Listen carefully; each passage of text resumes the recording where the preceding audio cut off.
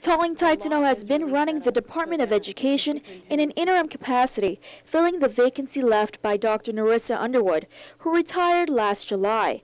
Taitano was initially hired as the Deputy Superintendent of Finance and Administrative Services, and even during her time as the interim superintendent, she's placed much of her energy on getting the department off high-risk grantee status. We completed the Comprehensive Corrective Action Plan, which is our roadmap off of high risk.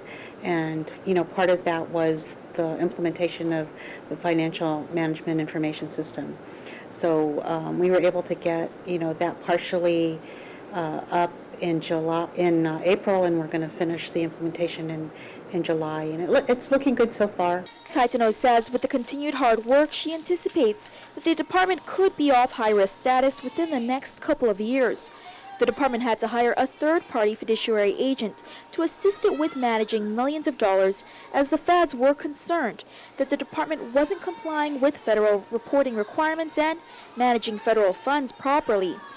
Taitano says the lack of financial resources has proven challenging, but the department has forged ahead despite lack of resources. There's so many things to do, but not enough time in the day, not enough resources to address. So I think that we've got a wonderful group of people here who are very dedicated and very student-centered, but there's only so much that you can do with the resources you have.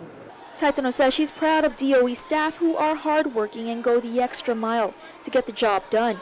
While the job comes with its share of challenges, Taitano offers some words of advice to incoming Superintendent John Fernandez, who starts next month, saying balancing priorities with working relationships is key. Not everybody, agrees on the direction we should take, and so, trying to work things out so we're all moving in the same direction and not, working against each other. I think,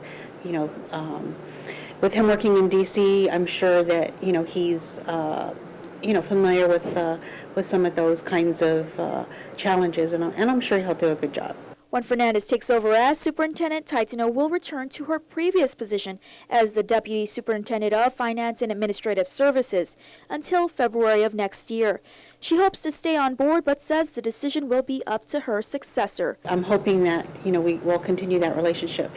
The law is really set up so that the superintendent can pick a management team that the superintendent's comfortable with, that the superintendent holds accountable, and, certainly, Mr. Fernandez should be given that opportunity to pick people that he believes will help him to accomplish the goals that he'd like to while he's here. Reporting for Guam's News Network.